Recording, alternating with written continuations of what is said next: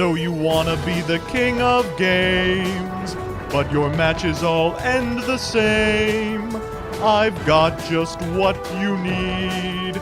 Feel free to SMD. Hey everybody, Joseph Rothschild here, aka MPT, back with another episode of SMD, the quick and dirty way for filthy netdeckers to no-skill their way up the Master Duel ladder. Today, in another video testing the strategies that were just added to Master Duel this past week, we're playing Magikey. But first, this video is sponsored by Yu-Gi-Oh! Pro Deck. Looking for a place that anyone can upload Master Duel decks and get feedback from the community? Want to give opening Master Packs a try without spending real money? Want to know the gem cost of a deck before you start building? Then check out www.ygoprodeck.com. Now let's make do with Magikey. Magikey is a ritual archetype which has historically been the hardest for Konami to balance around. Either they're busted as hell like Nekroz and Drytron, or they're unplayable like, well, pretty much all the rest of them. It's not hard to see why. A ritual monster is a huge investment of resources, so either the payoffs need to be immense or the cost has to be made up somewhere. For Magikey, their cost is negligible, as their spell card, Magikey Maftehl, allows you to use a normal monster in your deck as material for their ritual or fusion monsters. Except the card doesn't work. As is becoming more and more frequent in Master Duel, this archetype shipped in a severely unfinished state. Check out this clip from my stream.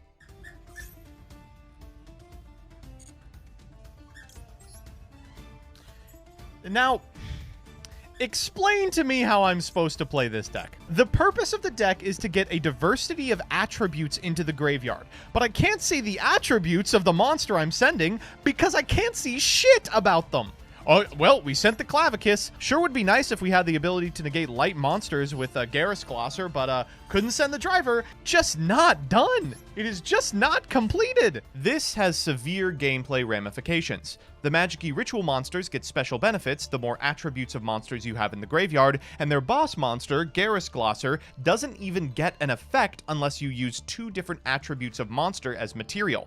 Despite this, by building around unique interactions with the Auroradon line, did you know that Herald searches rituals? We can put together something playable. Over the last few days, I tried to prove this deck's playability by piloting it to Plat 1, only to choke in the promo 3 times. But since that little mystery minigame lost me a few, I'm counting it anyway. So with that, let's get into the card by card. Because you need so many normal monsters in your deck to use for material, and because Magikey Maftehl gets a lot better if you have a normal monster on your side of the field, you are going to have to play some vanillas. You're meant to play Clavicus, the Magikey Skyblaster, of which we are playing 2, but I find that Angel Trumpeter is really good as well, both as a tuner target for Rescue Rabbit and a way to get Hauka Fibrax onto the field. We're also playing Psyframe Driver. It's good to have 6 normals in deck, so we might as well play one that synergizes with a hand trap lineup.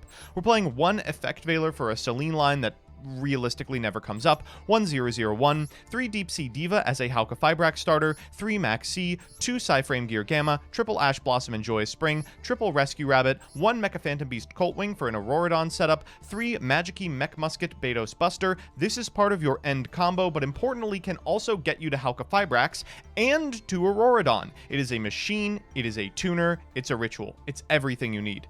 Magikey Mech Mortar Garrus Glosser is an unbelievably strong card with the ability to negate the monster effect and destroy any monster with an attribute that you already have in your graveyard, provided you have used 2 different attributes of monster to summon this card. This means that you're going to want to summon Garrus Glosser with exactly advanced ritual art because you really don't want to play a guessing game with a Maftehl. We've got 1 copy of Instant Fusion because this deck does have an associated fusion monster that's great as an extender, 2 Preparation of Rites, 2 Unexpected Die, 2 Magikey Maftehl, 3 Magikey World, 2 Advanced Ritual Art, 2 Called by the Grave, triple Infinite Impermanence. In earlier builds, this was a Deskbot 003, but I found I wanted more hand traps than starters, and 1 Magikey unlocking an Omni that specifically hits spell and trap card activations. We've got the Magikey Beast that I'm not going to try to say the name of, 2 copies of Herald of the Arclight as part of the combo. You make a 7 as part of your end board, so we're playing both Dawn Dragster and Clearwing Fast Dragon for coverage. We've got 1 Borreload Savage and 1 Adamancipator Risen Dragite. Just like the 7, you end on an 8, and Dragite does come up occasionally. 1 copy of Dugaris, which is part of the combo. 1 Vespinato, and shouts out to the person in chat who recommended I put this in a deck that already ends on Dugaris as part of their end board as something something to convert it into. 1 Link Spider, this makes any 2 normals also combo. 1 Salamangreat Almirage, if you start with Deep Sea Diva, you can link one off for the Almirage to get a fire into your graveyard. 1 Halqifibrax, 1 Selene, 1 Auroradon, and 1 Access Code Talker. I'm going to show you both setups, the one that you play going first and the one that you play going second. So let's check out the games. So first things first, let's check out a game in which we are allowed to go first. This is very, very good for the deck. You really want to be on the play, and if your opponent doesn't have any hand traps, you are in a very good position. You can see that we've drawn Driver, which is not ideal, but it's also not the end of the world, because Magikey World lets you cycle a card in your hand for a Maftehl later in the combo. We'll go Diva into Diva, and now we'll go into a copy of Almirage before we make ourselves a copy of Halqifibrax. Halqifibrax will, of course, summon a Deskbot 001 from our deck, the best possible target for going into Auroradon, because, of course, Deskbot 001's effect will trigger when the Auroradon effect summons 3 machines to your side of the field. We'll summon those machines, and then we will summon from our graveyard this copy of 001. Once the 001 is back on field, we will synchro summon a Herald. Usually our opponent is kicking themselves for not Nibiruing at this point, but they'll have another opportunity. We'll go into a Mechaphantabeast Coltwing, which will summon 2 tokens and the 001. The Coltwing's level is increased by the level of the tokens on your side of the field, so by going into a Herald of the Arclight and overlaying for a Dugaris, it now sits at a 7. We'll Dugaris here to detach both Heralds and bring back the 001, then trigger both Heralds to get some number of ritual spells or monsters from deck to hand. Here we're going to get a copy of Garrus Glosser and an advanced ritual art. Afterwards, we're going to synchro summon a copy of Borreload Savage Dragon with the 7-star Coltwing and the 1-star 001, attaching the Halqifibrax from graveyard because we still have a Water in graveyard in the Deep Sea Diva. We'll cycle for a Maftehl here. We'll go for the Maftehl, summoning the Betos Buster so we could retain the advanced ritual art for the Garrus Glosser and don't have to play the guessing game. We'll search Magikey Unlocking, which negates spell traps, go into an FA Dawn Dragster, and finally end on an advanced ritual art to summon a copy of Garrus Glosser. From here, we can set the unlocking and pass back to our opponent. They'll begin with a Virtual World Gate Qinglong. They're going to go for this copy of ZC. Afterwards, they'll trade the Qinglong for the Borreload Savage Dragon. I guess that will get out our Dawn Dragster. Afterwards, they're going to go for the Lulu, and thank goodness that's the one I want to negate and destroy. We'll go for the Garrus Glosser because we have a Wind in graveyard in the Coltwing. That'll negate and destroy the Lulu, and from here, our opponent is going to activate the graveyard effect of the Qinglong. After we let it resolve, they concede. So here's what the deck can do on the draw. As you can see, we've opened Deskbot 003, a starter that we would later shave from the deck for exactly this reason. We really want to be opening 2 hand traps plus a starter, and in this hand specifically, we've only got the 1. The Ash Blossom is going to have to get us there against Utopia. We have it for the Onomatopoeia, which is fantastic, but I should have known when they discarded the Utopic Onomatopoeia to the graveyard for the Onomatopoeia that it actually didn't matter. They were way ahead already. They're going to go Utopic Onomatopoeia into ZS Armsage into Zubaba Bancho Gagaga Coat, which can bring back the Utopic Onomatopoeia and then make ZS Utopic Sage. From here, they can summon an Ascend Sage from deck and get off to the races. They will Xyz summon a Utopia with all the fixins. That'll trigger the effect of the ZS Arm Sage and the Ascend Sage, and then they'll be able to add from deck to hand a Hyper Rank Up Magic Utopia Force alongside a Zexal weapon. They go for the Tiger here. Strange that they're even playing it, to be honest. They're going to overlay once again for Utopia Prime, then fire off the Hyper Rank Up Magic Utopia Force to make a Dragonar with 2 activations. First activation on our turn, and ooh, a Royal Rare. That looks nice. They'll get a copy of Ultimate Leo Utopia Ray, then trigger the effect of the Hyper Rank Up Magic Utopia Force so they can trigger the effect of the Utopia Ray in order to equip a ZW, and then the Tiger from hand.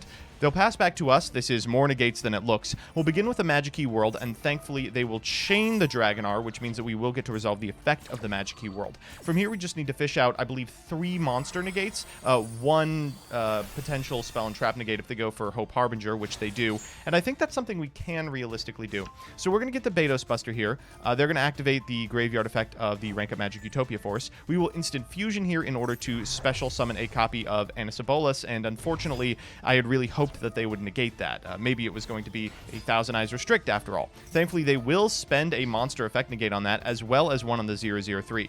We'll try and fish out for the 3rd one, but we don't get it. Instead, we're just going to go for the Salamangreat Almirage here, and then trigger the effect of the Magikey World. They will Hope Harbinger that, and I think we are clear for takeoff. After the resolution of this chain, we're going to go ahead and link summon a copy of, you guessed it, Halqifibrax, and just the Halqifibrax plus the 001 is sufficient to do just about anything. From here, we're going to go into a copy of Mechaphantabeast Auroradon, summoning from our graveyard the 001 that we sent. Unfortunately, cannot weave the additional one into scenarios here, and eventually why we ended up cutting the 003, but should still be enough. We'll go Herald of the Arclight, then activate the effect of the Mechaphantabeast Auroradon to summon from deck deck a copy of Coltwing. Coltwing's effect for 2 tokens, the 0/0/1 effect in graveyard once again, and then we will make a second copy of Herald of the Arclight. From here, we can overlay for a copy of Dugaris, use the effect of Dugaris to summon from graveyard the 0/0/1, and then afterwards we can trigger the effect of the Herald of the Arclight twice in chain in order to add from deck to hand, you guessed it, a copy of Advanced Ritual Art. We also have to probably get the second Advanced Ritual Art here because we have to use the Bedos Buster to get the Garrus Glosser, but still should be fine. We'll go for the Borreload Savage Dragon here, equipping the Halqifibrax Brax from Grave. We'll AVR into a copy of Bedos Buster, trigger the Bedos Buster to get a copy of Garrus Glosser, and then fire off the second Advanced Ritual Art to get the Garrus Glosser on field after making Clearwing Fast Dragon to negate the effects of the Ultimate Leo Utopia Ray. From here, we can potentially negate the effects of the monsters our opponent still has on field. We'll attack into the Hope Harbinger. They'll activate Utopia Dragonar. We'll activate the effect of the Garrus Glosser, but we won't destroy the Dragonar because of the on-field effect of Utopic Sage. No big deal. Garrus Glosser is big enough to walk over it, and after clearing the field, our opponent is going to concede. Woof. That was a rough one. So we're back with a list, and while I can't recommend that you play this clearly broken archetype, I hope this serves as a primer for how to circumvent its quirks. See you next time.